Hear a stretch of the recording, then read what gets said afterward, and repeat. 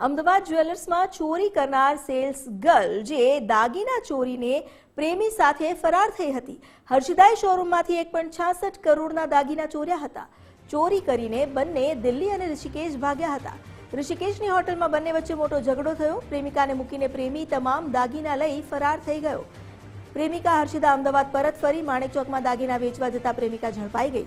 પ્રેમી મયુરે જ હર્ષિદાને ચોરી કરવા ઉશ્કેરી હતી તેવો ખુલાસો થયો છે.